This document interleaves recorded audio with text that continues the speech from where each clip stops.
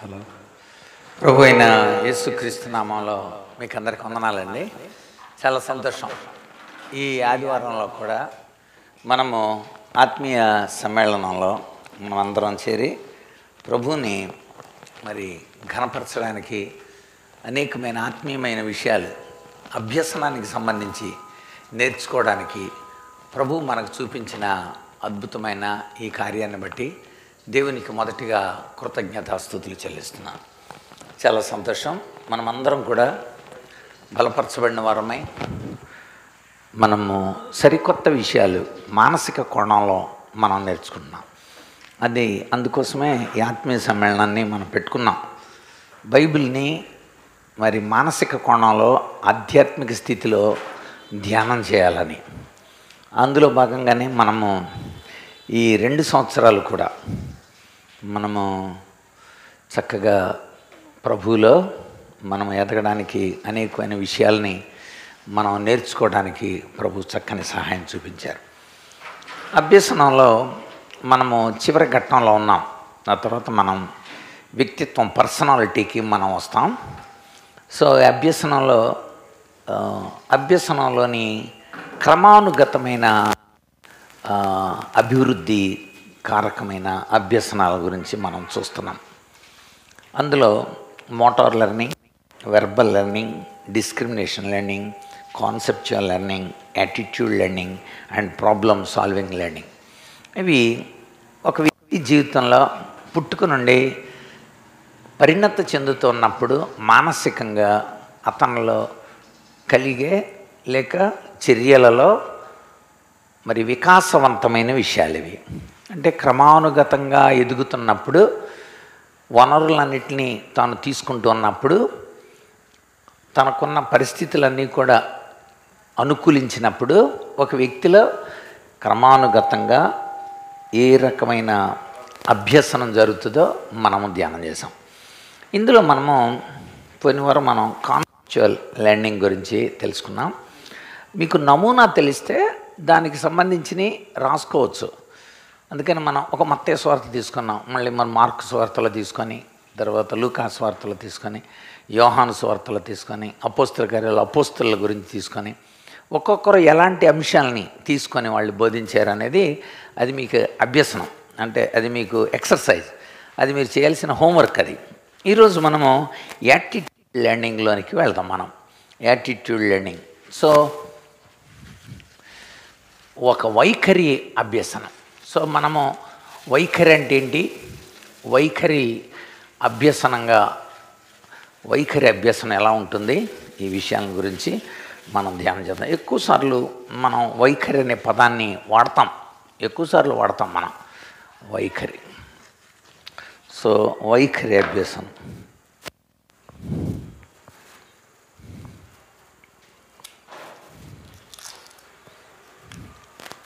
వైఖరి అభ్యసనం.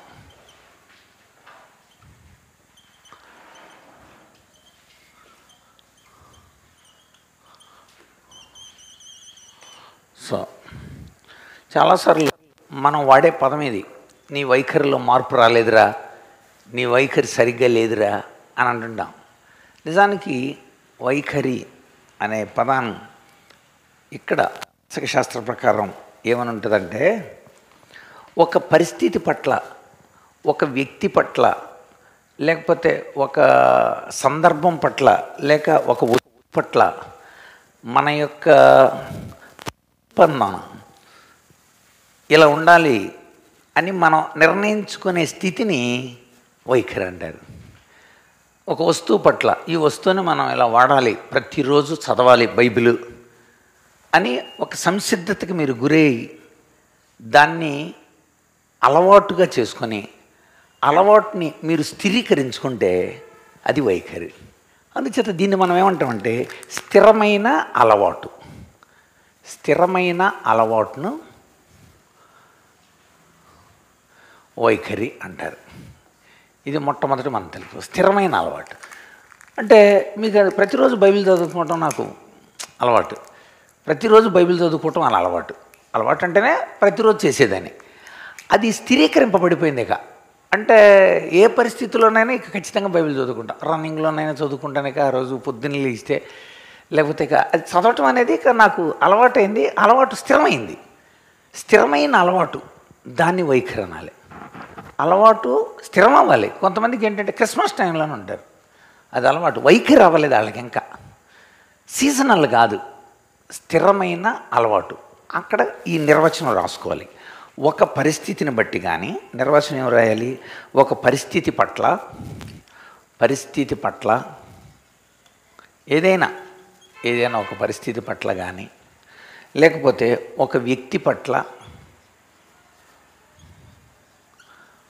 ఒక వ్యక్తి విషయంలో కానీ, లేకపోతే ఒక వస్తువు పట్ల,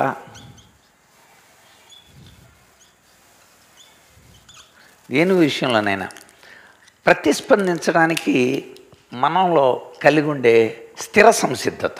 అది పరిస్థితి పట్ల కానీ, వ్యక్తి పట్ల కానీ, ఒక వస్తువు పట్ల కానీ, మనం అది ఇంకేమైనా కావచ్చు కాక ఈటీసీ ఎక్స్ట్రా ఏమైనా సరే, ఏదైనా పెట్టుకోవచ్చు మీరు అక్కడ. దేని పట్ల అయినా సరే మనము ప్రతిస్పందించడానికి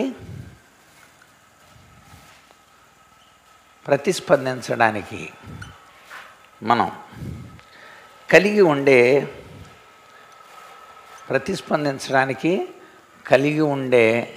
స్థిరమైన సంసిద్ధత. స్థిరమైన అంటే బలమైన సంసిద్ధత.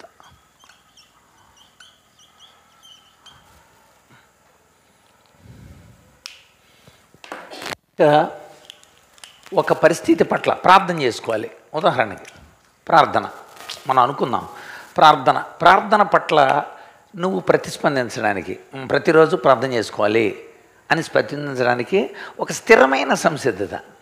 ప్రార్థన చేసుకోవాలి, ప్రతిరోజు ప్రార్థన చేసుకుంటాను నేను అది అనమాట. అది వైఖరి అంటే. అలాగే ఒక వ్యక్తి పట్ల దేవుడు ఉదాహరణ చెబుతున్నా. దేవుడు అంటే నాకు ఇష్టం, ఎక్కడైనా ఇష్టమే, ఎవరు అడిగినా అదే చెప్తాను. నాకు ఆయన పట్ల వైఖరి మారదేక.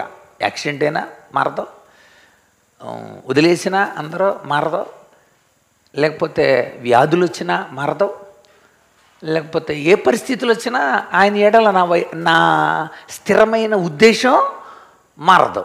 అది వైఖరి అంటే. నువ్వు స్థిరమైన అలవాట్లు, స్థిరమైన సంసిద్ధత, ఒక స్థిరమైన నిర్ణయం, వీటిని వైఖరి అంటారు. అందుచేత మీరు అక్కడ ఆ ఎగ్జాంపుల్స్ మాట. పరిస్థితి అంటే ఏదైనా ఎగ్జాంపుల్, ప్రార్థన ఉదాహరణకి. ఒక వ్యక్తి అంటే దేవుడు,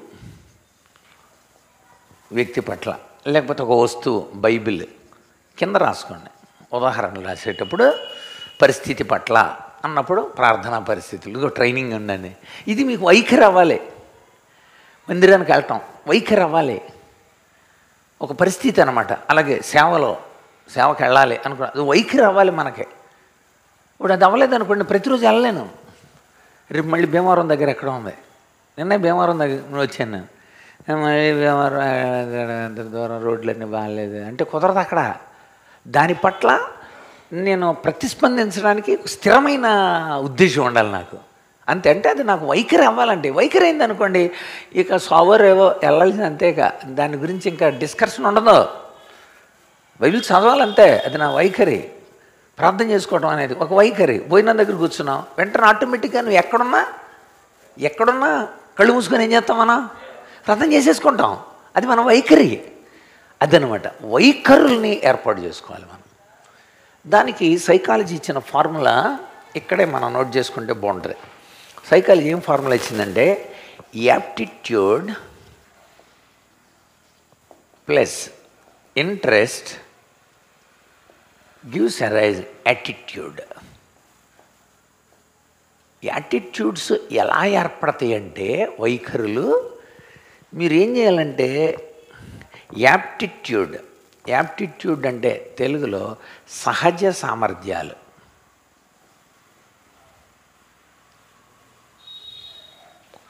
సహజ సామర్థ్యము ప్లస్ ఇంట్రెస్ట్ అంటే ఏంటర్థం? ఆసక్తి. అది వైఖరి అవుతుంది అని చెప్పారు. అంటే ఇప్పుడు ఆలోచించండి, నీలో చదవగలిగిన సామర్థ్యం ఉంది, కొద్దిగా ఇంట్రెస్ట్ పే చేస్తే వైఖరి ఏర్పడుతుంది. రాగలిగిన సామర్థ్యం, ఎక్స్క్యూజ్ మీ, మీరు బోధించగలిగిన సామర్థ్యం ఉంది, మీరు చక్కగా బోధించగలరు. ఎలా బోధించాలి అన్న విషయం తెలుసుకోవటానికి మీకు ఏముండాలండి? అది. కనుక నీలో ఉన్న ఒకడు కొడతా ఉంటాడు, ఇలాగా డ్రమ్ములు కొడతా ఉంటాడు, గోడ మీద కొడుతుంటాడు, బీరువాకు కొడుతుంటాడు. సో నీలో అంతర్గతంగా దాగి ఉన్న సహజ సామర్థ్యాలకు నువ్వు ఆసక్తి జోడిస్తే అది వైఖరి అవుతుంది. అందుకోసం మనం ఇక్కడ అన్నాం, ఒక స్థిరమైన సంసిద్ధత మనం కలిగి ఉండాలి. అంచేత మనలో వైఖరులను పెంచుకోవాలి. అంటే వైఖరులను పెంచుకోవాలంటే అలవాట్లని స్థిరం చేసుకోవాలి. ఒక అలవాటు ఉంది, అలవాటుని ఇంకా స్థిరం చేసుకోవాలి, స్థిరమైన అలవాటుగా మారాలి. అప్పుడు సహజ సామర్థ్యాలు ఆసక్తి కలిస్తే వైఖరి అవుతుంది. అది ఖచ్చితంగా చేసే పని, ప్రతిరోజు చేసే పని, అది నిత్య జీవన ప్రక్రియ అవుతుందన్నమాట వైఖరి అంటే. దానికి ఖచ్చితంగా మీకు ఏముండాలి? అది. అందుకనే పౌలు కూడా ఖచ్చితంగా ఏమంటుంటాడంటే, మీరు అన్నీ చేయగలరా, కానీ ఆసక్తి ఉండాలి. సంఘం బలహీన పడిపోయిందంట, లౌదికేయ సంఘం బలహీన పడిపోతే అక్కడ లౌదికేయ సంఘాన్ని కొంచెం గద్దిస్తూ చివరిలో ఏమంటాడు తెలుసా? చదవండి అక్కడ అన్నమాట. అపోస్తుల కార్యాల గ్రంథం ప్రకటన గ్రంథం 3వ అధ్యాయం 19 లేదా 18 నుండి చదవండి. 19 నుండి చదవండి.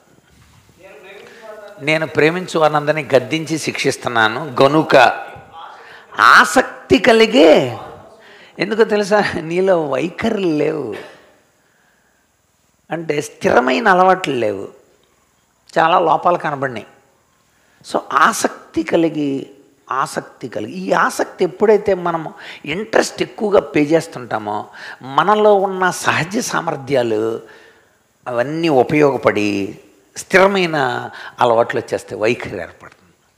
మరి మీరు ఇంట్రెస్ట్ పే చేయకపోతే ఎలాగా? నేర్చుకోవటానికి ఇంట్రెస్ట్ పే చేయాలి, రాసుకోవటానికి ఇంట్రెస్ట్ పే చేయాలి, మళ్ళీ వినటానికి ఇంట్రెస్ట్ పే చేయాలి, దాన్ని చర్చించుకోవటానికి ఇంట్రెస్ట్ పే చేయాలి. రాసుకున్నది మళ్ళీ ఒక్కసారైనా, చాలామంది చితక రాసేసుకుంటారు కానీ ఒక్కసారి కూడా చదవరు, తీసి చూడరు అన్నమాట. ఉపయోగం ఏముంది? చర్చిల్లో రాసుకుంటారు, పబ్లిక్ మీటింగుల్లో రాసుకుంటారు, టీవీల్లో వస్తుంటే రాసుకున్నారు, మంచిదే.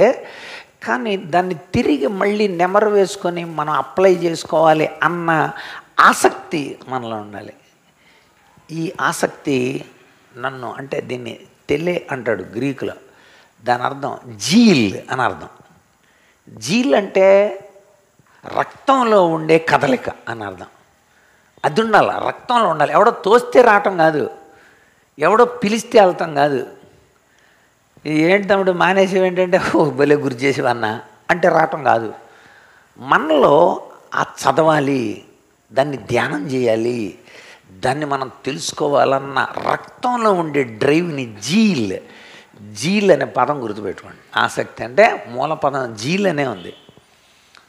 అక్కడ ఎజ్రా రాస్తూ కీర్తనలో అంటాడు, నా శత్రువులు అసలు నిన్ను మర్చిపోయారు నాయన, కానీ నాకు వాక్యం ఎడల ఆసక్తి ఉంది అంటాడు. వాక్యం ఎడల 119వ కీర్తన ఒకసారి చూడండి. మనకి 119వ కీర్తనలో చాలా చక్కగా చెప్పాడు. 139, నా విరోధులు నీ వాక్యాన్ని మర్చిపోయారు కానీ ఆసక్తి మాత్రం నన్ను భక్షిస్తుంది అన్నాడు. అంటే వాక్యం నేర్చుకోవాలి, వాక్యాన్ని స్టడీ చేయాలి, వాక్యపరంగా ఇలా మనం చేయాలి అనే ఆసక్తి నన్ను అసలు భక్షించేస్తుంది అన్నాడు. కనుక 139వ వచనం అండి. అంతేకాదు పౌలు కొరింథీయులకు రాస్తూ కూడా ఆ విషయాన్ని చెప్పాడు. ఇవి నోట్ చేయాలి కదా మరి. ప్రకటన గ్రంథం 3:19, కీర్తనలో 119, 139, తర్వాత కొరింథీ మొదటి పత్రిక 15 అధ్యాయం 58వ వచనం. కొరింథీయులకు రాస్తుంది అంటాడు, మీరు చేసేవాళ్లే, కార్యాలు చేస్తున్న వాళ్ళే, కార్యాభివృద్ధి యందు ఎప్పటికీ ఆసక్తి కలిగి ఉండండి అంటాడు. అక్కడ కార్యాలు చేస్తున్నారు, మీరు చేయట్లేదు అంటలా, it's good, very good, but ఎప్పటికీ ఆసక్తి కలిగి ఉండండి. ఏదో సందర్భాన్ని బట్టి 40 రోజుల ఆసక్తి, 50 రోజుల ఆసక్తి, 30 రోజుల ఆసక్తి, 15 రోజుల ఆసక్తి కాదు, ఎప్పటికీ ఆసక్తి కలిగి, అప్పుడు యాటిట్యూడ్ అవుతుంది. కనుక ఖచ్చితంగా ఒక పరిస్థితి పట్ల కానీ, లేకపోతే ఒక వ్యక్తి పట్ల కానీ, ఒక వస్తువు పట్ల కానీ, లేకపోతే ఇంకేదైనా మీరు ప్రతిస్పందించడానికి స్వార్థ తీసుకోండి, స్వార్థ పట్ల మీరు ప్రతిస్పందించడానికి కలిగి ఉండే స్థిరమైన సంసిద్ధత అంటే ఆ సంసిద్ధత ఎప్పుడూ ఉంటుందన్నమాట, ఇక ఎప్పటికీ ఆసక్తి కలిగి ఉంటుంది. కనుక రోమీలకు కూడా రాస్తాడు, మీరు ఆసక్తి విషయంలో మాంద్యులు కాక అంటాడు. ఆసక్తి విషయంలో మాంద్యులు కాకూడదంట.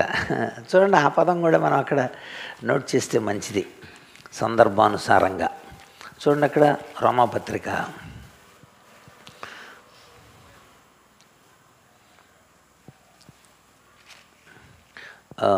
12వ అధ్యాయం 11వ వచనం.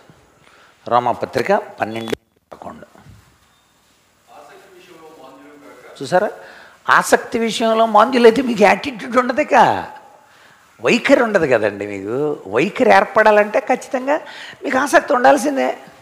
స్థిరం అవ్వాలంటే నీ అలవాటు అది ఖచ్చితంగా ఆసక్తి విషయంలో ఆత్మయందు తీవ్రత కలిగి ఉండండి.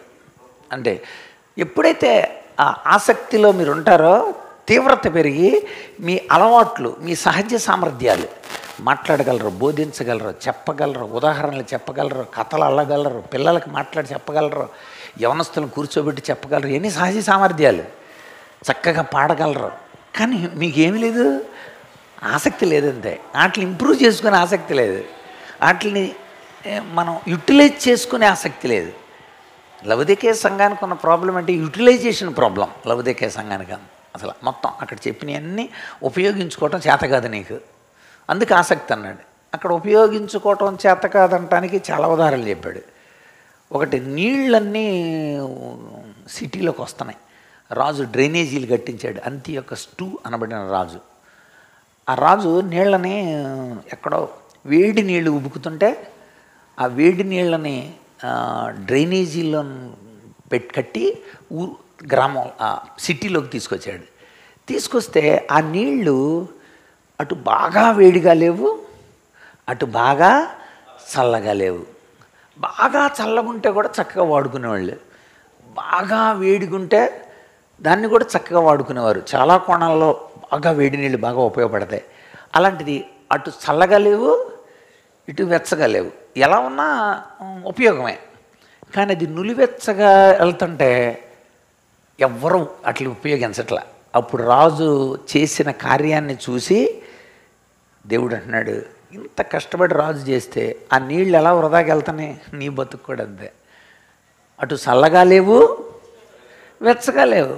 చల్లగా ఉన్నా ఉపయోగపడతావు, వెచ్చగా ఉన్నా ఉపయోగపడతావు. అక్కడ మీరు చల్లగంటే సప్పబడిపోతాం అని అనకూడదు, అలా బోధ చేయకూడదు. అక్కడ చల్లగానైనా ఉండు, వెచ్చగానైనా ఉండు. నువ్వు నులివెచ్చగా ఉంటుంది, ఇటు కుటుంబానికి ఉపయోగపడతలా, అటు సంఘానికి ఉపయోగపడలా, అటు దేవుడికి ఉపయోగపడలే, ఇటు ప్రజలకి ఉపయోగపడలా. ఉపయోగపడాలి కదా, నువ్వు ఉపయోగపడే పాత్ర ఉండాలి కదా నువ్వు. అలా దేనికి అంటే నువ్వు వృధా అవుతున్న నీరు అక్కడ చెప్పాడు అనమాట, వృధా అయ్యే నీరు. కనుక నీ జీవితం అలా ఉంది, యూటిలైజేషన్ ప్రాబ్లం, నీళ్లు వాడుకుంటలా. రెండోది, అక్కడ బట్టలు నువ్వు దిగంబరుడు అన్నాడు. అంటే అక్కడ రగ్గులు ఇవన్నీ తయారవుతున్నాయి, బ్లాక్ ఊల్ అనమాట, బ్లాక్ ఊల్, నల్ల గొర్రెలు, అది అక్కడ తయారవుతుంది, రగ్గులని అక్కడ తయారవుతున్నాయి, నువ్వు దిగంబరుడు.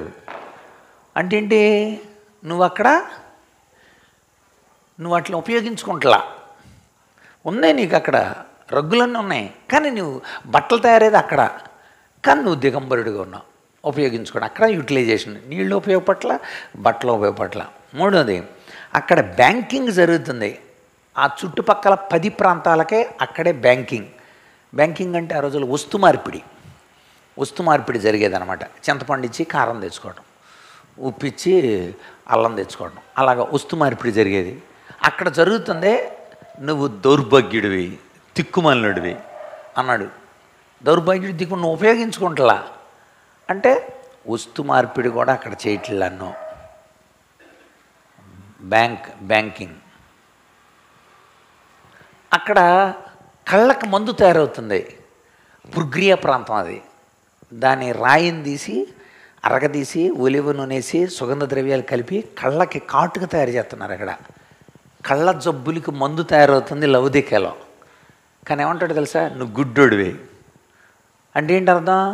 కళ్ళకు మందు తయారవుతుంది లవదికేలో, కానీ నువ్వు కళ్ళకు మందు వాడుకుంటులా. కళ్ళకు మందు అక్కడే తయారవుతుంది కనుక చూసారా, ఇవన్నీ ఉన్నాయి కానీ వాడట్లేదు. That is utilisation problem. ఆసక్తి లేదు నీకు. జరుగుతుంటుంది కానీ ఉదయకాలాలు చెప్తుంటారు కానీ ఆన్ చేసుకోం. సాయంత్రాలు చెప్తుంటారు కానీ మనం ఆన్ చేసుకోము. ఆన్ చేసుకోం, నిద్రపోతాం. ఆ టైం నిద్రపోయే టైమే 4 గంటలకి. సో ఏంటంటే యూటిలైజేషన్ ప్రాబ్లం. మీరు ఎప్పుడు ఆసక్తి చూపెడతారు మీరు? కనుక ఆసక్తి కలిగి మారు మనసు పొందను, అప్పుడు యాటిట్యూడ్ అవుతుంది. అది గుర్తుపెట్టుకోండి. సో యాటిట్యూడ్ అని అనేది మనందరి జీవితాల్లో అవసరమైన దీనికి కొన్ని లిమిటేషన్స్ ఉన్నాయి. వాటిని గురించి మనం చూద్దాం. అదేంటంటే వైఖరి పుట్టుకతో రాదు. కొన్ని ఫ్యాక్టర్స్ ఉన్నాయి. ఆ ఫ్యాక్టర్స్ గురించి మనం ఇప్పుడు చూద్దాం. కొన్ని కారకాలు. పుట్టుకతో వైఖరి రాదు. పుట్టుకతో వచ్చే సహజ సామర్థ్యాలు మీకు అర్థం అవ్వాలి. ఇందాక అక్కడ చెప్పాను నేను. ఆ ఫార్ములాలో మీకు కనబడుతుంది ఏంటంటే పుట్టుకతో వైఖరులు రావు, సహజ సామర్థ్యాలు వస్తాయి. సహజ సామర్థ్యాలకు మీరు ఏం కలపాలి చెప్పండి? అండి ఫార్ములా చూస్తున్నారా మీరు? ఆసక్తి. కనుక ఇది నోట్ చేసుకోండి. వైఖరి పుట్టుకతో రాదు, అది సహజ సామర్థ్యాలు వస్తాయి పుట్టుకతోనండి. కొంతమంది సంగీత కళాకారులు పుడతారు, చిన్నప్పటి నుండే వాళ్ళు మంచి చిన్నప్పటి నుండి పోతూ ఉంటారు. గోళ్ళ మీద ప్లేట్లు పెట్టుకొని కర్రలో తెచ్చుకొని ఇలాగ జాజులాగా సహజ సామర్థ్యం అది. వెంటనే మనం ఏం చేయాలి? అడిగి ప్యాడ్ కొనాలి. ఒక్కొక్కడు పక్కనే ఉంచుకొని ఇలాగ వేస్తుంటే కూడా ఇలా చెయ్యి పెట్టి ఇలాగ అంటుంటాడు. అడిగి కీ సిస్టమ్ అనమాట. అడిగి కొంతమంది తీగ పెట్టి ఇలాగే పోతుంటారు గిటార్ లాగా. సో సహజ సామర్థ్యాలే. చిన్నప్పటి నుండి పాటలు పాడుతుంటారు. అంత స్వరం ఎంత బాగుంటుందో పిల్లల్లో. అదేనమాట, అది పుట్టుకతో. అందుచేత వైఖరులు పుట్టుకతో రావు. వైఖరి పుట్టుకతో రాదు. ఖచ్చితంగా దానికి ఏం కావాలి? ఆసక్తి కలపాలి. ప్లస్ ఆసక్తిని మీరు కలపాల్సింది. కనుక ఇవి నీ యొక్క అంతరంగాల మీద ఆధారపడి ఉంటుంది.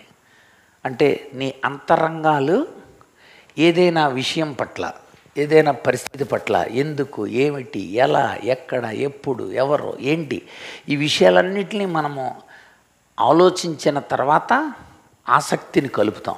అప్పుడు వైఖరి అవుతుంది. ఆసక్తి రావాలంటే ఎలా కుదురుద్ది?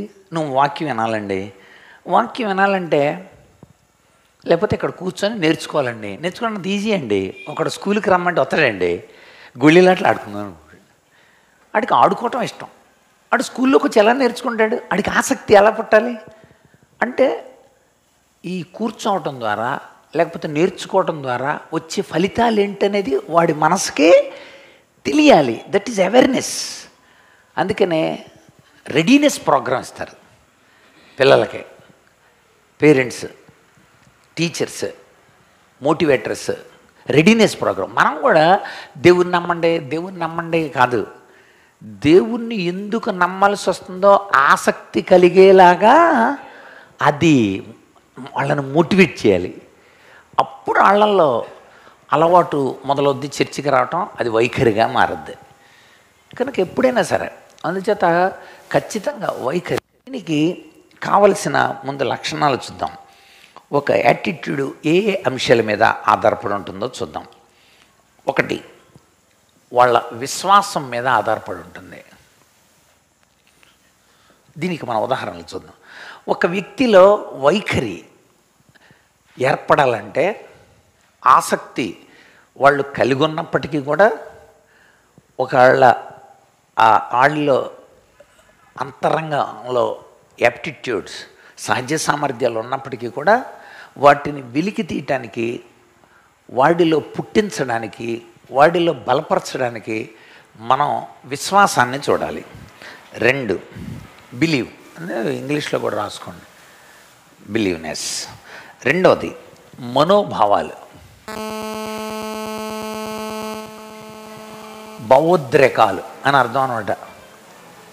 భావోద్రేకాలు ఇప్పుడు వాడు కోపం ఎక్కువ అనుకోండి ఉదాహరణకి కాడికి, లేకపోతే లెక్కజేయనితనం ఎక్కువ అనుకోండి, వాళ్ళు వైఖరి ఏర్పడదు కదా.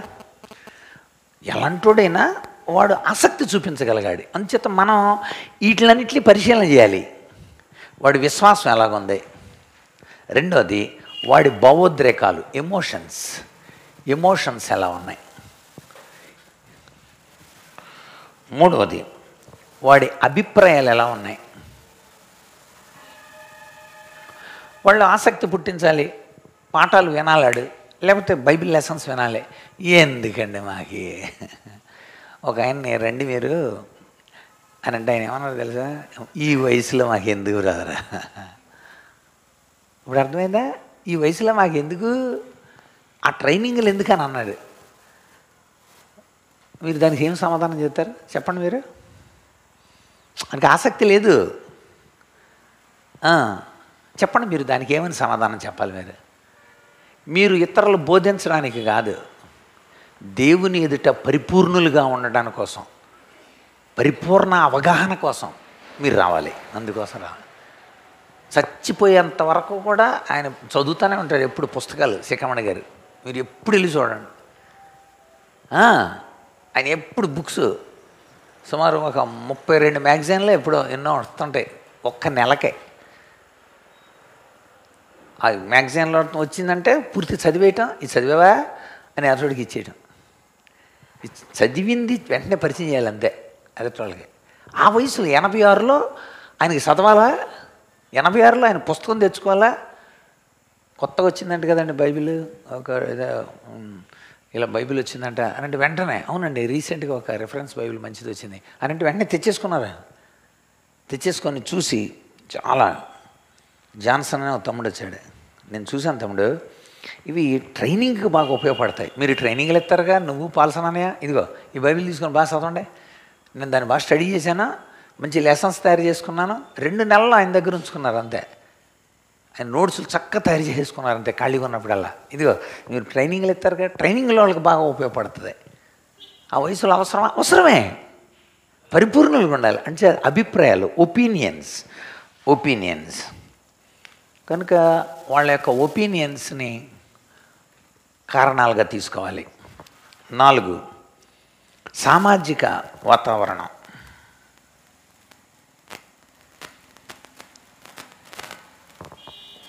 Social environment.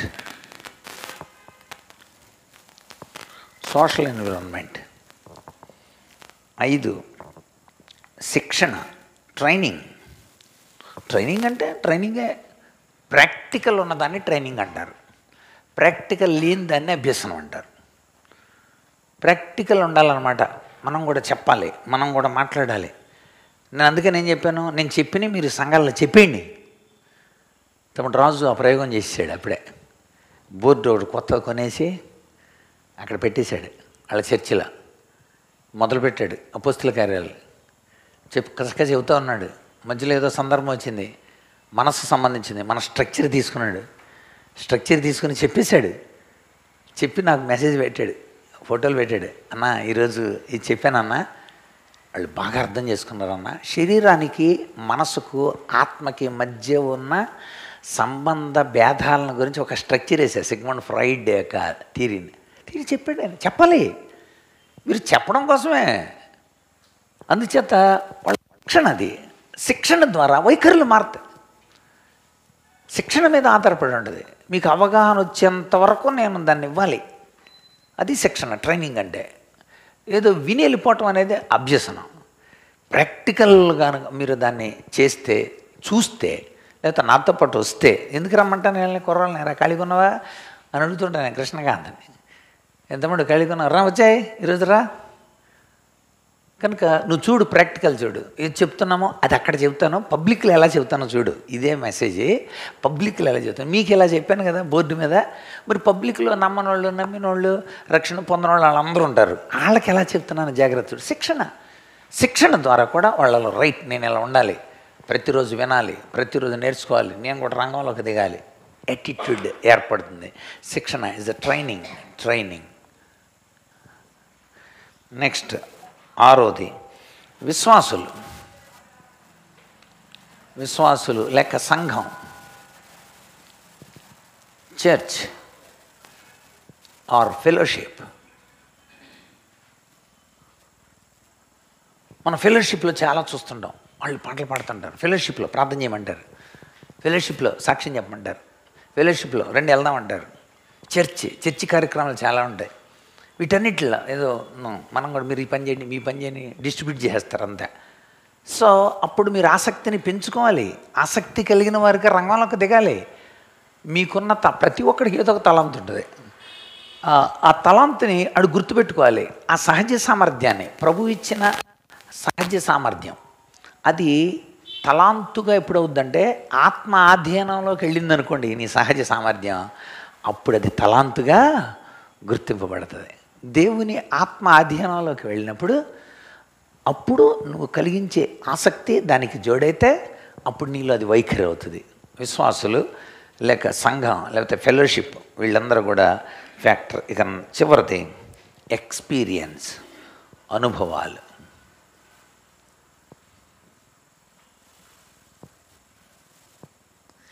ఎవడో నిన్న ఏదో ప్రశ్న అడిగాడు బయట, సమాధానం చెప్పలేకపోయావు. క్రిస్టియన్నే, మీరు క్రిస్టియన్ అనుకుంటా సమాధానం చెప్పలేరండి, మరి ఎందుకు వెళ్తున్నారు, ఎన్ని సంవత్సరాలు వెళ్తున్నారు చర్చికి అని అడిగాడు. ఏదో ప్రశ్న వేశాడు, సమాధానం చెప్పలేక చాలా బాధ కలిగి అన్నయ్య గారు నేను తెలుసుకోవాలండి, కనుక నాకు దేవుడి గురించిన వివరాలు చెప్పాలి కనుక అన్నారు. ఇప్పుడు అర్థమైందా, నువ్వు నేర్చుకోవటానికి కోసం ఇష్టపడ్డాను. That is your experience. ఎందుకు నేర్చుకోవాలని అనుకున్నావు నువ్వు, ఎందుకు నాలో వైఖరి ఏర్పడాలని అనుకున్నావు, ఏదో క్లిష్ట పరిస్థితి నీకు అక్కడ. దట్ ఈస్ యువర్ ఎక్స్పీరియన్సెస్ కూడా ఇవన్నీ కారకాలండి, ఫ్యాక్టర్స్. ఒక వ్యక్తిలో వైఖరులు ఏర్పడడానికి కారకాలు. వీటన్నిటికి మనం ఎగ్జాంపుల్స్ చూద్దాం టకటక. ఇప్పుడు 7 ఫ్యాక్టర్స్ మనం 7 రకాలైన కారకాలు. ఇక్కడ మనం ఆసక్తికి కారకాలు అంటే ఫ్యాక్టర్స్ నోట్ చేసుకోండి. కనుక ఈ ఫ్యాక్టర్స్ వాళ్ళలో పనిచేస్తే వాడి యొక్క మానసిక పరిస్థితి. పిచ్చోడు ఉన్నాడండి, పసిపిల్లోడు ఉన్నాడండి, వాడి చేత మనం నువ్వు అనుకున్న అభ్యసనాన్ని నువ్వు చేయించలేకపోవచ్చు కదా. ఎందుకంటే వాడికున్న అంతరంగాలకు అనుగుణ్యంగా అంటే అంతరంగాల్లో ఏమేమి ఉంటాయి, ఆలోచన ఉంటుంది, వివేచన ఉంటుంది, విశ్లేషణ ఉంటుంది, ఆలోచించడం, వివేచించడం, విశ్లేషించడం, పరిశీలించడం ఉంటుంది. నెక్స్ట్ పరిశోధించడం ఉంటుంది.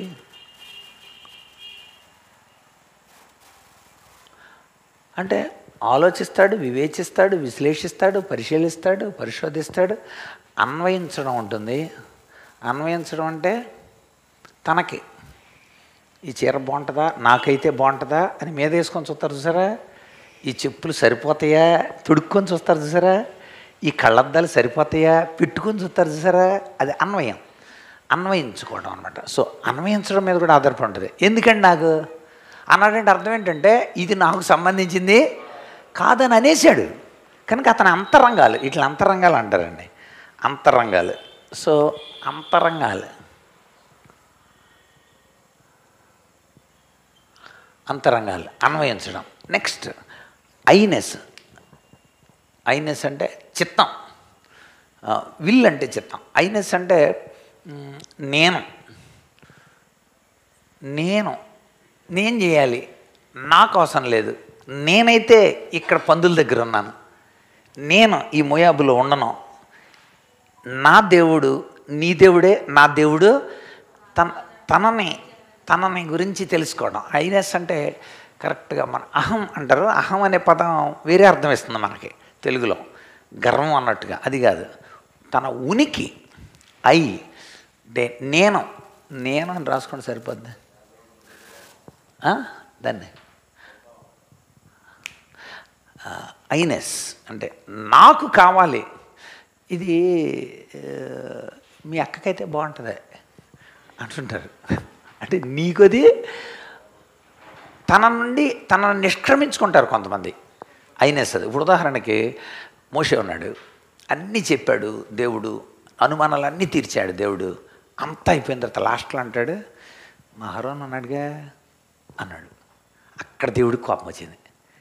అంటే ఏంటి, తనకి ఐనెస్ లేదు అక్కడ. నేనున్నాను అన్న ఐనెస్ ఉండాలి. నేనున్నాను, నన్ను పంపుము, నేనున్నాను, నేను చేస్తాను, నేనున్నాను. ఎవరు వెళ్తారు అంటే అక్కడ యెషయా గ్రంథం 9-6 అధ్యాయాలు మనకేం కనపడింది? నేనున్నాను, నన్ను పంపుము, రక్షణ పొందుటకు నేనేమి చేయవలెను. దట్ ఈజ్ ఐనెస్. జనులు వచ్చి మేమేమి చేయవలెను అని అడిగిరి, సుంకరులను వచ్చి మేమేమి చేయవలెను అని అడిగిరి, సైనికులు వచ్చి మేమేమి చేయవలెను అని అడిగి. That is I-ness. I-ness. Next చిత్తము, విల్. ఎస్ నేను చేస్తా, నేను వెళ్తా తండ్రి దగ్గరికి, నేను బాప్తిసం తీసుకుంటా అని ముందుకు వచ్చేసారు వాళ్ళు. ఇక్కడ నీళ్ళు ఉన్నాయిగా, బాప్తిసం ఉండటానికి ఏంటి ఆటంకం? చూసారా? అయ్యా నీ చిత్తం అయితే నన్ను శుద్ధినిగా, నాకు ఇష్టమేనా ఆయన, నువ్వు నీకు ఇష్టమేనా? వెంటనే అన్నాడు ఐ విల్ అన్నాడు. ముందు ఈడు విల్ చెప్పేశాడు, నాకు ఇష్టం ప్రభా, నువ్వు నీకు ఇష్టం అయితే నన్ను శుద్ధి చేయి. యేసు ప్రభు అన్నాడు, నీవు తాళం తెరిచేసావురా, ఐ విల్, నాకు ఇష్టమే. సో విల్ ఉండాలి. ఇవన్నీ ఉంటేనే రంగంలోకి జరుగుద్ది వైఖరి. ఇవి లేవనుకోండి, నువ్వు వీటిని కలిగేలాగా యాక్టివేట్ చేయాలి, ఆసక్తి పుట్టించాలి. ఇది పరిస్థితి అని. విల్. Next temperament. టెంపర్మెంట్ అంటే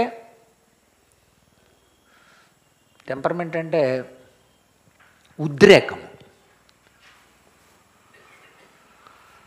ఉద్రేకం అంటే ఎమోషనల్ కాదు, ఆవేశం. అది ఉద్రేకం అంటే ఏంటంటే అది చెయ్యాలి, చేసే టెంపర్మెంట్ ఉండాలి.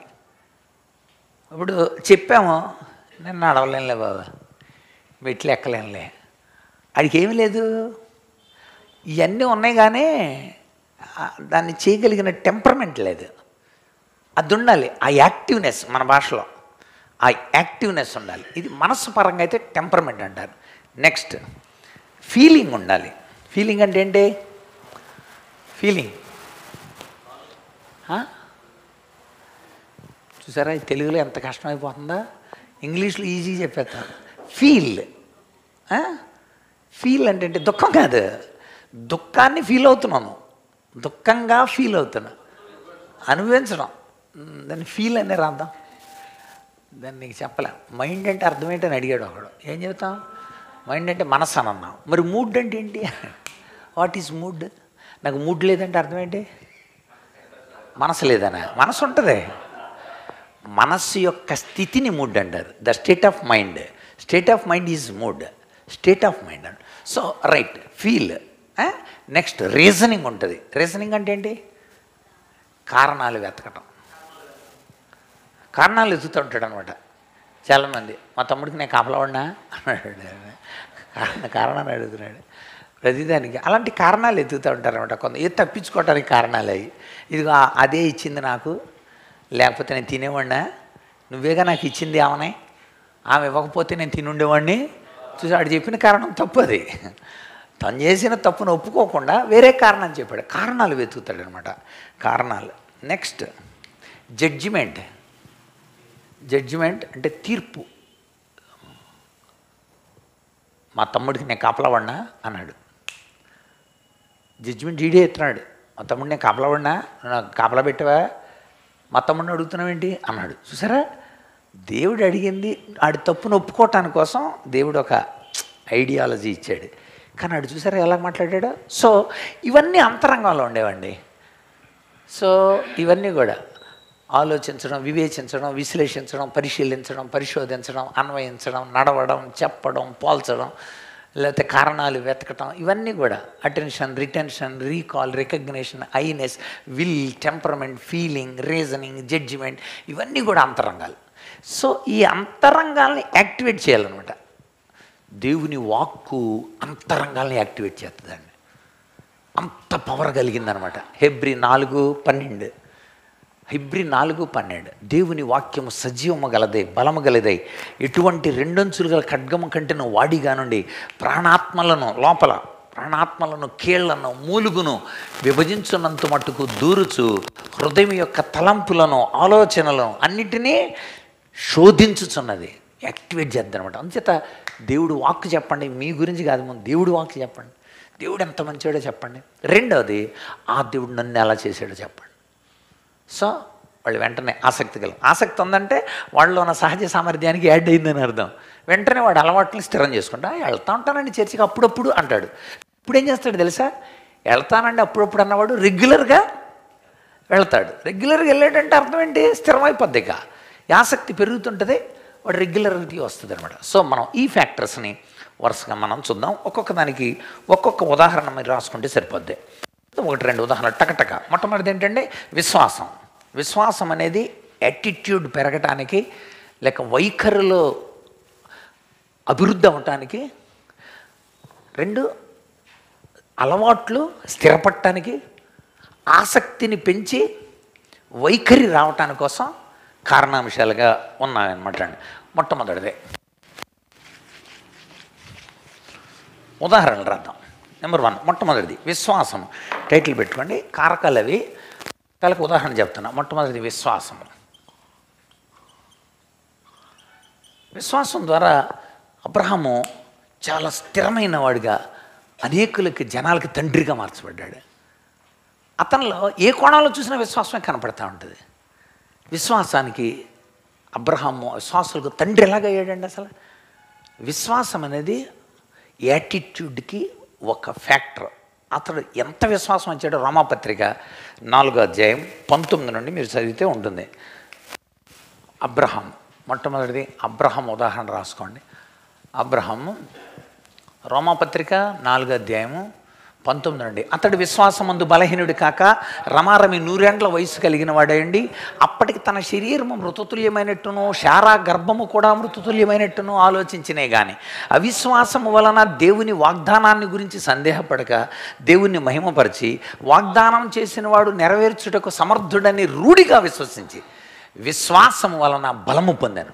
చూసారా, అసలు అన్ని సంవత్సరాల వయసులో అబ్రహాము ఎలాగా ఉన్నాడంటే వాగ్దానాన్ని నమ్మేసాడంతే. దేవుడి మాటను అలా నమ్మి ఉండిపోయాడు అంతే. ఇంకా చెక్కు చెదరలేదన్నమాట. విశ్వాసం అతడు స్థిరంగా ఉండడానికి, వైఖరి ఏర్పడడానికి కారణమైంది. So Abraham. ఇంకా అక్కడ మీరు ఆదికాండం 22వ అధ్యాయంలో కూడా, ఆదికాండం 22వ అధ్యాయంలో కూడా మొట్టమొదటి నుండి 8 వచ్చిన మనం చూస్తే ఇస్సాకు నర్పించేటప్పుడు కూడా నీ విశ్వాసాన్ని రుజువు అడుగుతున్నాను, నువ్వు నిజంగా దేవుడికి భయపడేవాడు అని విశ్వాసాన్ని కొనసాగించుకున్నా. అతడు దేవుని మాటను నమ్మెను గనుక అది అతనికి నీతిగా, అంతే. అబ్రహాం అంత పర్ఫెక్ట్గా నమ్మాడు. విశ్వాసం వాళ్ళ వైఖరులు స్థిరపడడానికి కారణమైంది. చాలా ఉదాహరణలు చెప్పాడు. కొత్త నిబంధన కూడా ఒక ఉదాహరణ రాసుకోవచ్చు. మత్తయి సువార్త 8వ అధ్యాయంలో ఒక అధికారి యేసుప్రభు దగ్గరకు వచ్చాడు. అధికారి మత్తయి సువార్త 8వ అధ్యాయం 5 నుండి 13 వచనాలు వచ్చి ఏమని అడిగాడండి. 8వ అధ్యాయం 5 నుండి, అయ్యా నువ్వు మాట చెబితే నా దాసుడు, ఏదో యాయిరు కూడా విశ్వాసం కలిగినాడే, చచ్చిపోయింది నాయన, నువ్వు వచ్చి నా చెయ్యి పెడితే, నా కూతురు మీద చెయ్యి పెడితే నువ్వు ముట్టుకుంటే బాగుపడుతుంది అన్నాడు. ఇది అలా కాదు, నువ్వు ఇక్కడ చెప్పు అక్కడ కార్యం జరుగుతుంది. ఎంత ఫెయిత్ అంటే, ఆ ఫెయిత్ని ఎలా చెప్పాడంటే, నా దగ్గర 100 మంది ఉంటారు, శతాధిపతిని రమ్మంటే వస్తారు, పొమ్మంటే పోతారు, కానీ నేను నీ కోసం ఉన్నానయ్యా. చూసారా, తన విశ్వాసం రుజువులు ఇచ్చుకుంటూ ఉన్నాడు అనమాట. ఒక విశ్వాస పటిమ ద్వారా, విశ్వాసం పెంపొందించడం ద్వారా వైఖరి స్థిరపరచబడుతుంది. నెంబర్ 1 దానియేలు. అక్కడ కూడా దానియేలు, హనన్యా, మిషాయేల్, అజర్యాలు వాళ్ళు విశ్వాసానికి ఉదాహరణగా చెప్పచ్చు. దానియేలు and friends and his friends, స్నేహితులు. దానియేలు అక్కడ చెప్తాడు, నేను ఆ రాజు భుజించే భోజనాన్ని నేను తీసుకోము, నన్ను మేము అపవిత్రపరుచుకోము. మా దేవుడు అవి తినకపోయినా మాకు ఆరోగ్యం ఇస్తాడు. అదిగా అన్నాడు, 10 దినాలు పరీక్ష చేసుకో. రాజు భుజించే భోజనం మాకొద్దు, సామాన్య భోజనం ఈ కాయగూరలు. రాజు పానం చేసే పానం మాకొద్దు, మామూలు మంచినీళ్ళు మాకు కూరగాయలే పెట్టు, 10 దినాలు టెస్ట్ చేసుకో. ఎలా ఛాలెంజ్ చేశాడండి? ఓన్లీ ఫెయిత్ అండి, ఓన్లీ ఫెయిత్ అంతే. ఒకవేళ బలహీనంగా ఉంటే అప్పుడు నువ్వు చర్య తీసుకో. కానీ అక్కడ ఏమైందో తెలుసండి, అతడు తీసుకున్న తీర్మానాన్ని దేవుడు ఆమెన్ అన్నాడు. ఫెయిత్ ఎప్పుడు కూడా గెలుస్తుందండి. విశ్వాసం ఎప్పుడు కూడా ఒక మంచి వైఖరిని. ఆ తర్వాత వాళ్ళు ఇక్కడ అది రాస్తే ఇంకా మంచిది. ఆ పదం ఎక్కడుందో వాడండి, చూడండి. దానియేలు గ్రంథం మొట్టమొదటి అధ్యాయం చూడండి, 12-13. శాఖా ధాన్యాలు నీళ్లు మాకు ఇప్పించి 10 దినాలు పరీక్ష చేసుకో. సో 12 నుండి 14 వచ్చిందండి. 14 దానియేలు గ్రంథం 1:12 నుండి 14. విశ్వాసం, ఎంత విశ్వాసం అండి! పరీక్ష చేసుకో నువ్వు. ఎంత ఛాలెంజ్ ఇచ్చారండి వాళ్ళు. అంతే, వీళ్ళు కూడా స్నేహితులు ఎంత ఛాలెంజ్ ఇచ్చారు. 3వ అధ్యాయం 16-17 వచనాలు. రాజా, ఇంజను గురించి నీకు జవాబు చెప్పాలన్న చింతే మాకు లేదు. మా దేవుడు మండుచున్న అగ్నిలో నుండి మమ్మల్ని రక్షించడానికి సమర్థుడు. ఒక్కవేళ రక్షించకపోయినా కూడా మేము మాత్రం ఆ పనికి మళ్ళీ పని. ఏం విశ్వాసం అండి! దెబ్బకు విశ్వాసం గెలిచింది. సో ఎలాంటి యాటిట్యూడ్ కలిగి ఉన్నారు వాళ్ళు. విశ్వాసంతో తమ వైఖరి ఎంత స్థిరంగా ఉందో తెలియజెప్పారు. 2, 1 విశ్వాసం, 2వది మనోభావాలు.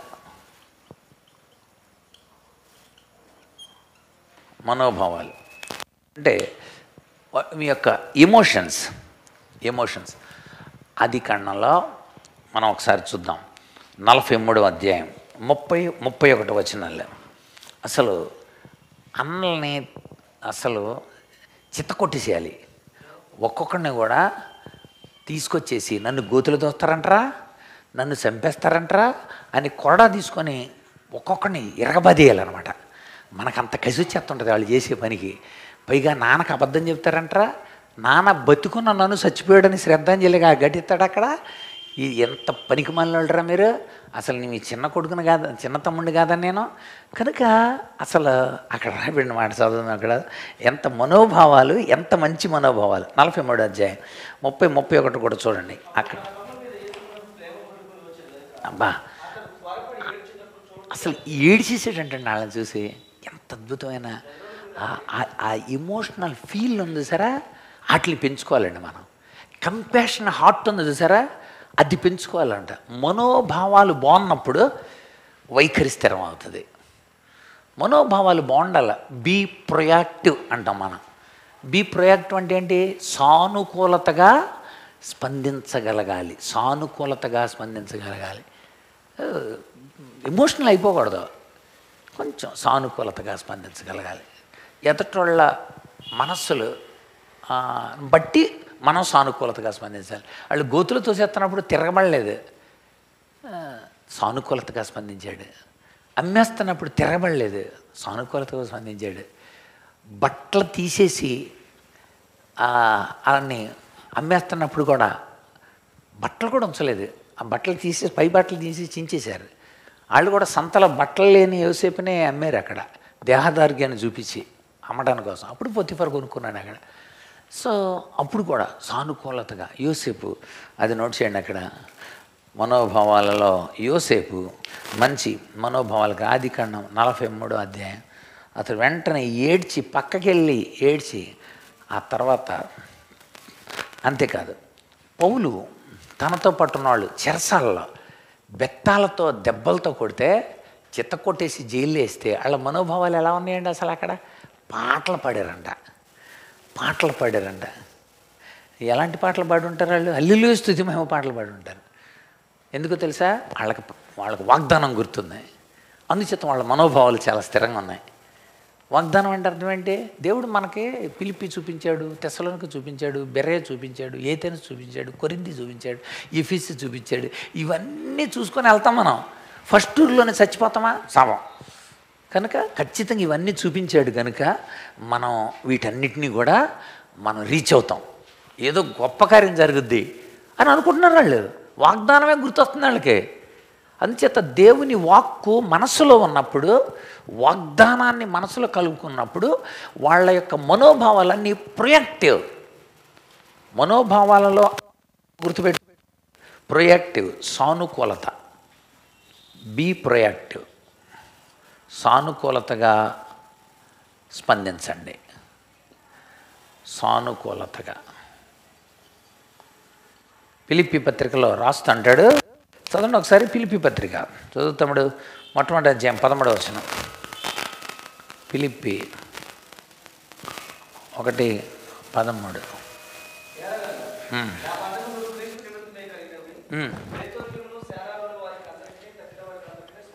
ఎంత పాజిటివ్గా చెబుతున్నాడు చూడండి ఇదిగో క్రీస్తు కోసం జరిగినాయిలే అంటే ఏంటి అందుకనే భరించాను నేను దేవుడి కోసం దెబ్బలు తిన్నానండి అంతే నాకు కదా దేవుడి కోసం దెబ్బలు తిన్నా తర్వాత హేరోదు ప్రేతోర్యం వాళ్ళకు కూడా తెలిసింది అంటే అక్కడున్న హేరోదు ప్రేతోర్యం వాళ్ళకు కూడా తెలిసింది ఈ ఫిలిప్పీలో జరిగిన సంగతి తర్వాత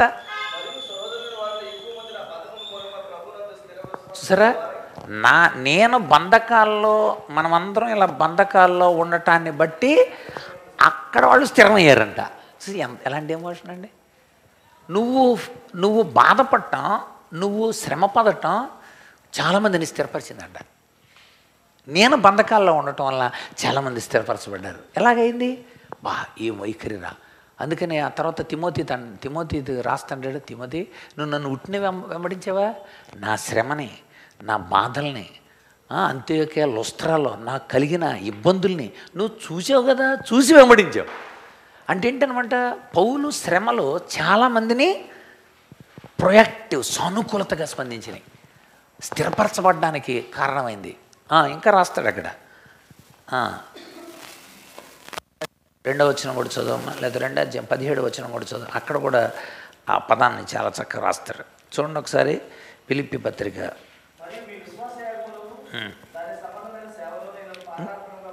చూడండి ఇక్కడ 14వ వచనంలో ఇంకా చివరి ఇంకో పదం ఉంటుంది తమ్ముడు నిర్భయముగా దేవుని వాక్యము బోధించుటకు విశేష ధైర్యం తెచ్చుకునేది వాళ్ళకి ధైర్యం వచ్చిందంటండి మనం కూడా ఏది ప్రవీణ్ పగడాల గారు చచ్చిపోయిన తర్వాత చాలామందికి ఏమొచ్చింది చాలా ధైర్యం వచ్చేసింది ఎవడో పిరుకుడు ఒకళ్ళిద్దరు వద్దండి బాబు మీరు ఒంటరికి వెళ్ళకండి 2-3 సెక్యూరిటీలు పెట్టుకెళ్ళండి అని ఒక 5-6 చెప్పారు నాకు కానీ ప్రవీణ్ పగడాల తర్వాత చాలామంది రోషంగా బయటకు వచ్చారు అర్థమైందండి చాలా సువార్తను ఇంకా విస్తృతం చేశారు ఎస్ ధైర్యం కలిగి ఉన్నారంట స్థిరపరచబడ్డారంట నా ద్వారా స్ఫూర్తి పొందారంట ఎస్ గుర్తుపెట్టుకోండి అంటే మన మనోభావాలు ప్రొయాక్టివ్గా ఉన్నప్పుడు యోసేపులాగా మనం ఉన్నప్పుడు పౌలు అక్కడ నోట్ చేసుకోండి పౌలు శీల వీళ్ళ వల్లే మనం ఉన్నప్పుడు మనం కూడా తర్వాత మూడవది చూడండి అక్కడ ఒపీనియన్స్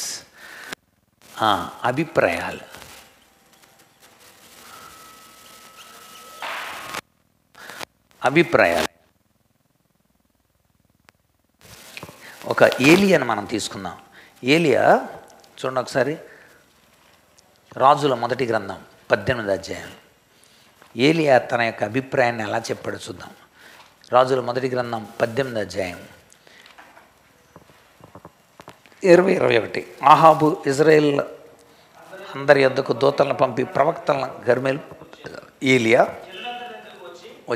జాగ్రత్తేనండి నాన్నగారు ఎక్కువగా ఏమయ్యా నేను చేస్తున్నానుగా సేవ మీరు చేయరా ఎంతకాలం అలా పడుకొని ఉంటారా మీరు? సేవ చేసేవాడు సేవకుడు అని పేరు ఎందుకు పెట్టుకున్నారు? పడుకొని ఉంటాను ఆ రోజంతా, వారం రోజులు అని అంటున్నప్పుడు, ఆయన అభిప్రాయం చెప్తున్నప్పుడు చాలామందికి అది రక్తం ఉడికిపోవాలన్నమాట. వాళ్ళు స్థిరంగా అవ్వాలి, వాళ్ళ అలవాట్లు మారాలన్నమాట, వైఖరి ఏర్పడాలన్నమాట. ఏలియా అభిప్రాయం చెబుతున్నాడు జనాలతో. జనులందరి దగ్గరికి వచ్చి, ఎన్నాళ్ళ మట్టుకు మీరు 2 తలంపుల మధ్య తడబడతారు? దేవుడు యెహోవా దేవుడైతే ఆయన అనుసరించండి, లేకపోతే బయలుదేవుడైతే ఆయన. చూసారా, ఒక ఒపీనియన్ వాళ్ళని వెంటనే రంగంలోకి దిగారు. వాళ్ళందరూ కలిసి, ఏలియా కలిసి బలిపీఠములను కట్టిరి. పాడైన బలిపీఠాలని కట్టారు. ఎలా జరిగింది అనుకున్నారు? ఒపీనియన్, ఒక మంచి అభిప్రాయం, ఒక మంచి ఉద్దేశం, ఒక మంచి ప్రోత్సాహకరమైన మాట, ఒక అనుభవ సాక్ష్యం, ఒక దేవుని ద్వారా పొందిన ఆ యొక్క అనుభవం, ఆత్మానుభవం ఎదుటి వాళ్ళకి పంచినప్పుడు వాళ్ళలో మార్పు. అక్కడ నోట్ చేసుకోండి, ఏలియా నోట్ చేసుకోండి. ఎన్నాళ్ళ మట్టుకు తలంపులు తడిపోతుండే యెహోవా దేవుడైతే ఆయన అనుసరించారు. రాజుల మొదటి గ్రంథం 18:20-21.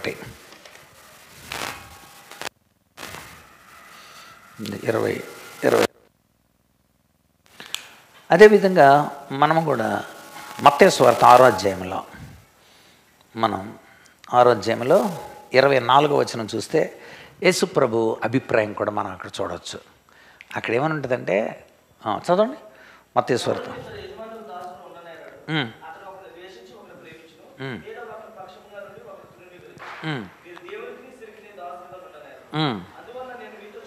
ఏంటంటే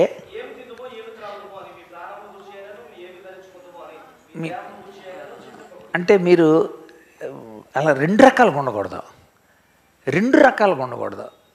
కనుక దేవుని సేవిస్తూ మళ్ళీ సిరికి దాసులు ఎలా అవుతున్నారు? అందుకనే యేసుప్రభు చక్కని ఉపమానం చెబుతాడు. ధనవంతుడు పరలోక రాజ్యంలో ప్రవేశించడం కంటే ఒంటె సూదిబెజ్జంలో దూరటం చాలా సులభం అన్నాడు. సూదిబెజ్జం అంటే యెరూషలేముకున్న ఒక చిన్న ద్వారం. అంటే ఇలా తిరిగి అలా వెళ్ళి మెయిన్ డోర్ అక్కడి నుండి రావాలన్నమాట ఇక్కడికి. దాని బదులు మధ్యలోనే ఒక చిన్ని ఇంత సందు పెట్టారనమాట. ఆ సందు దగ్గరికి వెళ్ళిపోవడానికి ఎక్కడి నుండి అలా సందు ఇలా పెట్టారు. దాన్ని ఒంటి బెజ్జం అంటారు అనమాట. ఒంటి బెజ్జం అనేది అదే. సూది బెజ్జం అనేది సూది బెజ్జం కాదు, సూదికుండే బెజ్జం కాదు అది. అయితే ఏంటి, అక్కడికి వచ్చి ఈ ధనవంతులు ఒంటిని తీసుకొచ్చి, ఒంటి పడద్దు అందులో, ఒంటి పడద్దే కానీ ఒంటి మీద ఉన్న డబ్బు ఇదంతా సంచులోనే. చూసారా, వీళ్ళే ఒంటిని కాళ్ళు ఇలా మోకాళ్ళు పెట్టించారు, తలకాయ ఇలా పెట్టారు, ఒంటి పడుతుంది. కానీ ఈ డబ్బు వలన ఒంటి లోపలకే అది చూపించాడు అన్నమాట యేసుప్రభు. వాళ్ళు వచ్చేయాలనుకుంటున్నారు, ధనవంతుడు లోపలికి వచ్చేయాలనుకుంటున్నాడు, కానీ డబ్బు అడ్డొస్తుంది. అది తీసేసాడు అనుకో, లోపలికి వచ్చేసి అది చెప్పడానికి వాడాడు అనమాట. అంచేత ఒక ధనవంతుడు పరలోక రాజ్యంలో ప్రవేశించాలంటే అది అంత వదులుకోవాలి కదా. ఎంత ఒపీనియన్ అండి, ఎంత అద్భుతమైన ఒపీనియన్ అండి. కనుక యేసయ్య చెప్పిన ఒపీనియన్ చాలామందిలో స్థిరత్వాన్ని పుట్టించింది. ఎస్, దేవుడి వైపే ఉండాలి. బెస్ట్ ఎగ్జాంపుల్ మనకి అక్కడ నయమాను కూడా. మనకి పాత నిబంధనలో నయమాను ఉంటాడు. నయమాను కుష్ఠరోగి. ఓకే, నయమాను ఒక మంచి ఉద్దేశంతో వెళ్ళాడు. నయమాను ఆ ఉద్దేశం ఎలా ఉందంటే, నేను వెళ్తాను, ఆయన వస్తాడు, నా మీద చేయి పెడతాడు, ప్రార్థన చేస్తాడు, నూనె తీసుకొచ్చి ఒపీనియన్, ఆ ఒపీనియన్ తెల్లాడు. దేవుడు అంటాడు, అసలు నువ్వు నిర్ణయం చేయటం ఏంటిరా? నిర్ణయం ఎవరు చేయాలి? నేను చేయాలి. మాటతో స్వస్థత ఇవ్వచ్చు, నీళ్లతో స్వస్థత ఇవ్వచ్చు, నూనె రాసి స్వస్థత ఇవ్వచ్చు, దేనికైనా స్వస్థత ఇవ్వచ్చు. నువ్వు నిర్ణయం చేస్తున్నావంటే అసలు అనని దేవుడు తన నిర్ణయాన్ని చెప్పడానికి ఇష్టపడ్డాడు. ఎలీషా, నా నిర్ణయం చెప్పు అన్నాడు. వెంటనే వెళ్ళి ఏడు సార్లు యోర్దాను నదిలో మునగమన్నాడు. నయమాను ఇప్పుడు తన ఒపీనియన్ని బ్రేక్ చేసుకోలేకపోయాడు. మన ఒపీనియన్ని బ్రేక్ చేసుకొని దేవుని యొక్క ఉద్దేశాన్ని కనుక నెరవేరిస్తే యాటిట్యూడ్ స్థిరం అవుద్ది. కానీ అందుకోసం వెనక్కి వెళ్ళిపోతున్నాడు. నేను యొర్దాను నదిలో మునగటువంటి మా దేశంలో టైగ్రస్, యూఫ్రటీస్ ఎన్ని నదులు ఉన్నాయి, ఇలాంటి నదులు ఉన్నాయి అంటే ఇప్పుడు మీరు ఆలోచించండి, నదుల గురించి కాదు అక్కడ, విధేయత గురించి. నయమాను విధేయత చూపాలి, అది దేవుని యొక్క ఉద్దేశం. అప్పుడు మళ్ళీ దేవుడు ఆ రథంలో ఉన్నవాడిని కొద్దిగా లేపితే అడిగాడు, అదేంటి సార్ ఏం అడగలేదు కదా, వెళ్ళి యొర్దాను నదిలో మునగమన్నారు, వెండి అడగలేదు, బంగారం అడగలేదు, మీరు ఆ మాత్రం విధేయత చూపించకపోతే ఎలాగా అంటే నయమాను తన ఒపీనియన్ని అద్ది. ప్రజలు తమ తమ ఒపీనియన్ని మార్చుకునే రీతిగా ఈ దాసులు పనిచేయాలి. వాళ్ళు ఒపీనియన్ మార్చుకున్నారనుకోండి, స్వస్థత వచ్చేది వాళ్ళకి. ఎన్నో చేసామండి, ఎన్నో వచ్చామండి, ఇలా చేసామండి, అది చేసామండి, 7 వారాలు కూడా వెళ్ళామండి, అయినా తగ్గలేదండి. 7 వారాలు చేసేస్తే తగ్గిపోద్దా నీకు? దేవుడు నువ్వు అనకుండా, దేవుడు నువ్వు అంటే వారం కూడా అవసరంలా, తక్షణమే. మళ్ళీ దానికి 7 వారాలు మనం కలపకూడదు. కనుక మీరు ఆలోచించండి, దేవుని యొక్క ఉద్దేశాలు కాకుండా స్వకీయమైన ఉద్దేశాలని నయమని పెట్టుకున్నాడు. అక్కడ ఉదాహరణ నయమని అని రాసుకోండి. నెక్స్ట్ నాలుగోది అభిప్రాయాలు ఏలియా మరియు ఏం రాశారు అభిప్రాయాల దగ్గర? ఏలియా, యేసయ్య. అభిప్రాయాలు వాళ్ళని స్థిరపరిచాయి. ఏలియా మరియు యేసుప్రభు దగ్గర మత్తయి సువార్త 6:24. నయమాను. నాలుగోది సామాజిక వాతావరణం. నోట్ చేసేసుకోండి, సామాజిక వాతావరణం.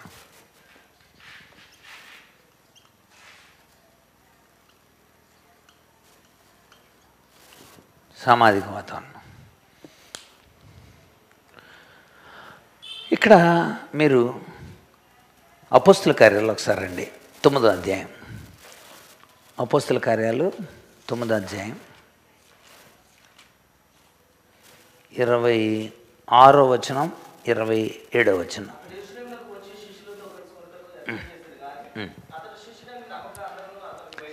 పౌలు జాగ్రత్త అండి, సోషల్ ఎన్విరాన్మెంట్, సంఘం అంతా భయపడిపోతుంది,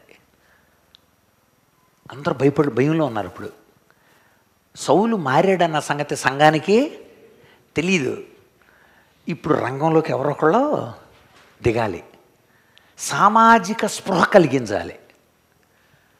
ప్రవీణ్ పగడాల గారు మందు తాగారని లోకం అంతా చెప్పుకుంటున్నారు, లేకపోతే దేవుని నమ్మిన పిల్లల్ని చంపేస్తారంట, దేవుని నమ్మిన పిల్లలకి స్థానం లేదంట అని భయాందోళనకు గురవుతున్నారు.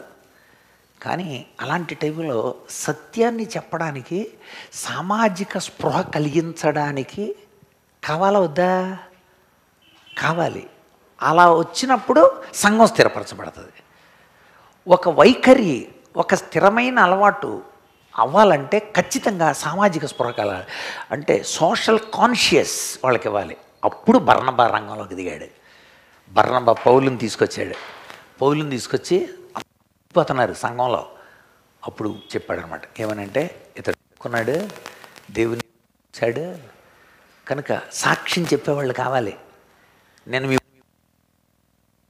గుడ్ తను నమ్ముకున్నాడు, రాజు ప్రభువు కోసం ఇలాగా పనిచేస్తున్నాడు. ఇదిగో రాజేష్ దేవుని ఇలా నమ్ముకున్నాడు, ఇలాగ ఇలాగ దేవుని కోసం నిలబడ్డారు, ఇలాగ చెప్పాలి. మీ ఊరు వచ్చి నేను చెప్పాలి.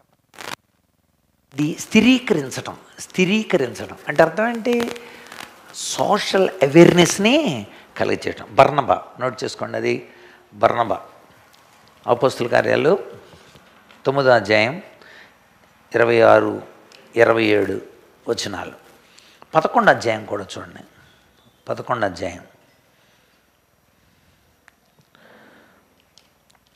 అధ్యాయం 22, 26 వచనాలు.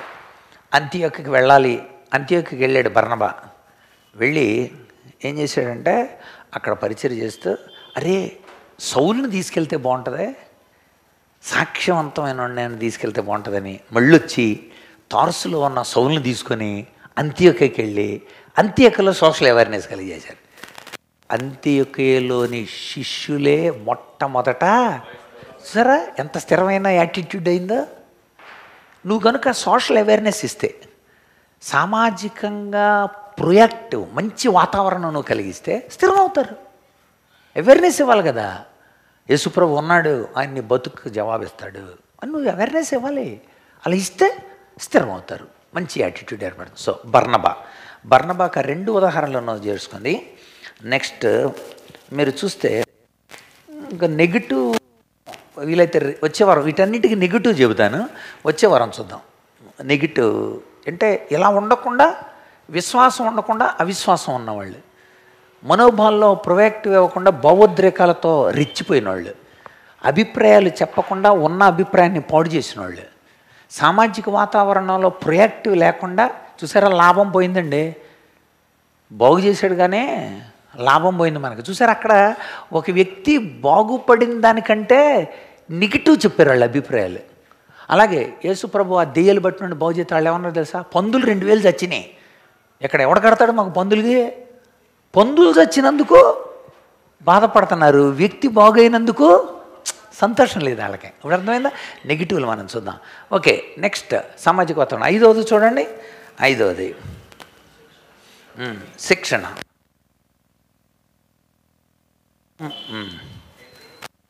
చూడండి ఒకసారి. 5వది ట్రైనింగ్ అపోస్తలుడైన పౌలు రాసుకోండి. శిక్షణ, అద్భుతమైన ట్రైనింగ్ ఇచ్చాడు.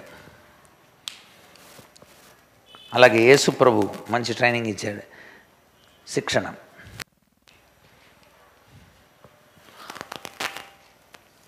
చూడండి. తిమోతికి రాసిన 2వ పత్రిక. శిక్షణకి లోయి, యూనికే, తిమోతి. తిమోతి 2వ పత్రిక 1:3-5లో మీ అవ్వ అయిన లోయలోను నీ తల్లి అయిన యూనికేలోను ఆ నిష్కపటమైన విశ్వాసం నీలో చూస్తున్నాను నేను. అంటే అర్థం ఏంటి? వాళ్ళు చక్కగా ఎంత మంచి శిక్షణ ఇచ్చారు. Very good, right. ఇది తిమోతి తల్లిదండ్రులు, అంటే అవ్వ అమ్మ తీసుకున్న జాగ్రత్తలు. పౌలు అదే తిమోతి పత్రిక 3వ అధ్యాయం చూడండి. అక్కడ తిమోతి పత్రిక 3వ అధ్యాయం, 2వ పత్రిక 3వ అధ్యాయం 10-11. అది చూసారా? తిమోతి 3:10-11. సో పౌలు, అపోస్తలుడైన పౌలు మంచి శిక్షణ ఇచ్చాడు వాళ్ళకి. కనుక బోధ విన్నావు, నా ప్రవర్తన చూసావు, నా ఉద్దేశం తెలుసుకున్నావు, నా విశ్వాసం తెలుసుకున్నావు, నా దీర్ఘశాంతం తెలుసు నీకు, నా ప్రేమ తెలుసు, నా ఓర్పు తెలుసు, అన్నీ తెలుసుకున్నాను. కనుక ఇవన్నీ తెలుసుకున్నావు, నాతో పాటు ట్రైనింగ్ అయ్యావు, నువ్వు నన్ను వెంబడించా. సరే, ఇక్కడ ఎగ్జాంపుల్ పాత నిబంధనలో మోషే తీసుకోండి. మోషే 40 సంవత్సరాలు మిద్యాను అరణ్యం అని రాసుకోండి. ఎన్ని సంవత్సరాలండి? 40 సంవత్సరాలు ట్రైనింగ్. అది ఏంటి? గుర్రాలు నడిపి, రథాలు నడిపి, యుద్ధాలు చేసి, వాడితే దెబ్బకు చచ్చిపోతే అంత బలం ఉండి, పిరమిడ్లు కట్టి, అక్కడ ఉంటుంది, అక్కడ రామ్సెస్ అనబడిన ఒక పట్టణం, దానికి టౌన్ ప్లానింగ్ ఆఫీసర్ కూడా మోషే. మరి 2 పిరమిడ్లకి ఇంజనీరింగ్ స్ట్రక్చర్ ఇచ్చి, ఆర్కియాలజీలో నిష్ణాతుడై, ఇంజనీరింగ్లో నిష్ణాతుడై, రాజుకు అక్కడ పరిపాలనలో మంచి సలహాదారుడై, ఇన్నున్నవాడు మళ్ళీ ఎక్కడికి రావాల్సి వచ్చింది? గొర్రెల దగ్గరికి రావాల్సి వచ్చింది. శిష్యత్వం లేకపోతే ప్రజలను నడిపించే నాయకత్వం లేదు. Without discipleship there is no leadership. నువ్వు పెద్ద తెలివిగా ఎట్లా కలిగి ఉన్నాడు అని సంఘం నడపమని అండ దేవుడు. నా వెనకాల కోడితే ఒక్కొక్కడు దెబ్బ చచ్చిపోతాడు. అలాంటి మోసే లాంటి నేను అంటే దేవుడికి కష్టం అవసరంలా. గొర్రెలు కాయాలి నువ్వు, నోరు లేని గొర్రెలు, ఎటు పడితే అది ఏ గొర్రెలు అటు వెళ్తే ఆ గొర్రె అటు వెళ్ళిపోతుంటుంది. అలాంటి గొర్రెల్ని మేపాలి నువ్వు. సో దానికి ఏం కావాలి? హృదయం కావాలి, కంపాషన్ కావాలి, బాధ కావాలి, మళ్ళించడం రావాలి. కొడతం గొప్పతనం కాదు అక్కడ, వాటిని దారిలోకి తీసుకురావటం గొప్పతనం. వాటికి తన భాష అలవాటు చేయటం గొప్పతనం. తన భాష అలవాటు చేయాలి గొర్రెలకి.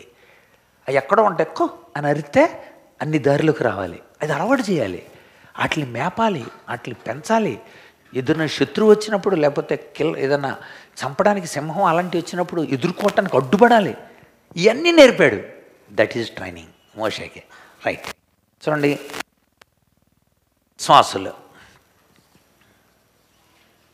విశ్వాసులు ఇచ్చే మాదిరి,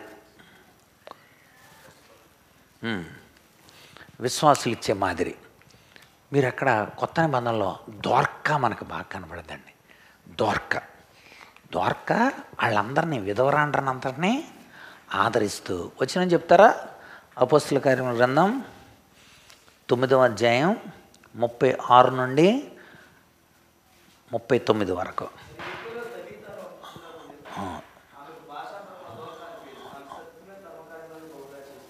చూసారా, అసలు విధవరాళ్ళు అందరూ వచ్చారంట, విశ్వాసులు అందరూ వచ్చారంట, అందరూ చెప్తున్నారంట, అమ్మకు చాలా మాదిరండి, అసలు మాదిరండి, చాలా మాదిరి. దొరక ఒక మంచి మాదిరికరమైన విశ్వాసిగా సంఘంలో ఉంది. మనం కూడా మాదిరి ఉండాలి. విశ్వాసులు అనేక మందికి మాదిరిగా ఉండాలి. మీరే ఎలా చేస్తున్నారు ఏంటంటే అని అనిపించుకోకూడదు. కనుక పౌలు మాదిరిగా ఉన్నాడు, ఇంకా ఏలియా మాదిరిగా ఉన్నాడు ఎలీషాకి. సో ఎలీషా మాదిరిగా ఉన్నాడు తన శిష్యులకి. అక్కడ మోషే మాదిరిగా ఉన్నాడు యెహోషువకి. యెహోషువ మాదిరిగా ఉన్నాడు ఇశ్రాయేలీలకి.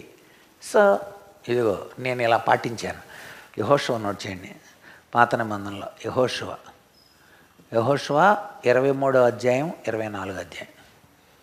23వ అధ్యాయంలో వరుసగా ఇదిగో నేను ఇలా ఉన్నాను, మీరు ఈ 4 పాటించండి అన్నాడు. 1 వాక్యాన్ని మర్చిపోకూడదు, 2 సహవాసాన్ని మర్చిపోకూడదు, 3 వాగ్దానాన్ని మర్చిపోకూడదు, 4 దైవిక కుటుంబంగా కట్టబడాలి.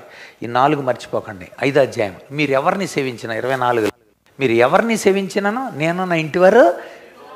ఏం మాదిరి అండి అసలు. విశ్వాసులు నమ్మిన వాళ్ళు మిగిలిన వాళ్ళకి మాదిరి ఉండాలి. లాస్ట్ వన్, చివరిది, ఏడోది ఏంటంటే ఎక్స్పీరియన్స్, అనుభవాలు. మీ అనుభవాలు, చాలా అనుభవాలు. కొన్ని అనుభవాలను దేవుడు చూపిస్తూ ఉంటాడు. యోధా పత్రికలో మొట్టమొదటి అధ్యాయంలో 3 అనుభవాలు చూపించాడు. 3 అనుభవాలు. ఆ అనుభవాలని మీరు వెళ్ళకండి, కయ్యను వలె ఉండకండి, తర్వాత బిలాము వలె ఉండకండి, కోరహు వలె ఉండకండి. చూసారా, ఉండొద్దు అలాగా. చూసారా, వాళ్ళ జీవితాలని ఇక్కడ తీసుకొచ్చి చెబుతున్నాడు యోధాపత్రిక. చూడండి ఒకసారి.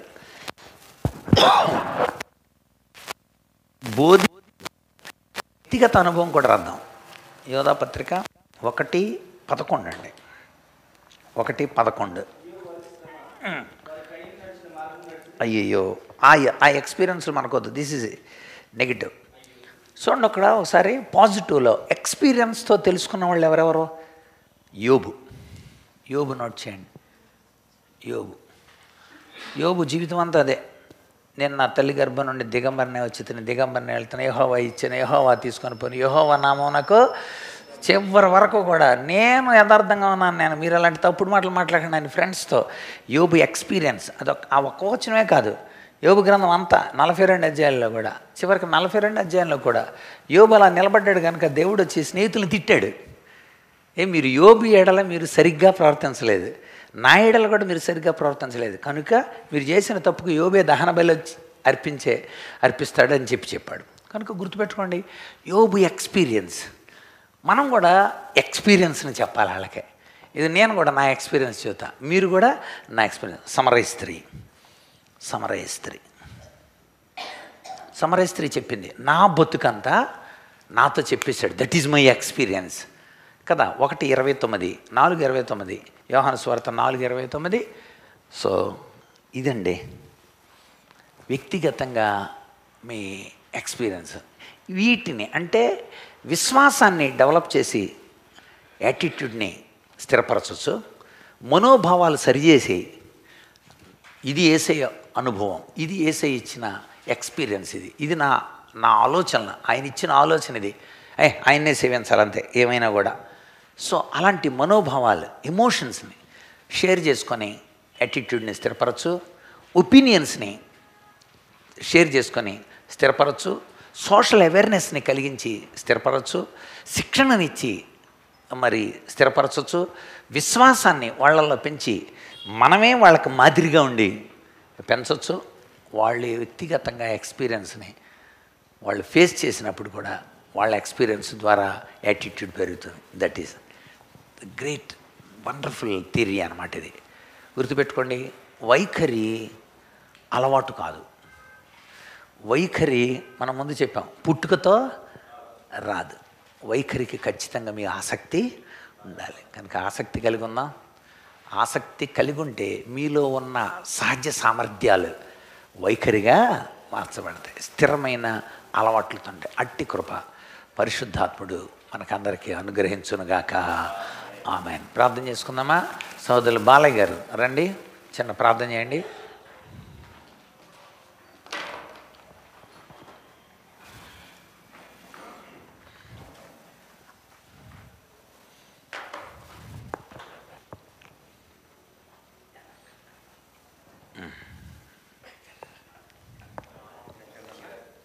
ఇక్కడ చేయండి, ఇక్కడ చేయండి, అలా చేయండి.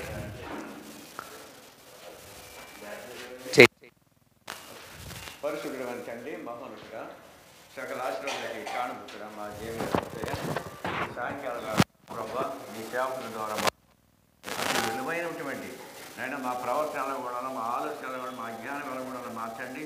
మా సొంతంగా ఆలోచనలు కాకుండా మార్చండి. నీ చిత్తానుసారం జరగాలని మార్చండి. సత్యం నేను మరి నేర్చుకున్న ప్రతి ఒక్కరు కాకుండా నాయన మేము నేర్చుకుని మళ్ళీ ఇంకో చోట మార్చండి. ప్రతి ఒక్కరికి ఇది అందజేయచ్చండి. ఇలా నీ సేవకుల ద్వారా జరుగుతుంది ఈ కార్యక్రమం ఆది నుంచి ఎప్పటి వరకు మీరు జరిగిస్తున్నారో నన్ను అలాగే ఇక్కడ కూడిన ప్రతి ఒక్కరూ మేము అందులో పాలుభాగస్వామి మా వంతుగా మేము సేవా పరిచయంలో ముందుగా కొనసాగే భాగం దయచేయండి. ఈ కార్యక్రమం ఇప్పటి నుంచే కట్టండి.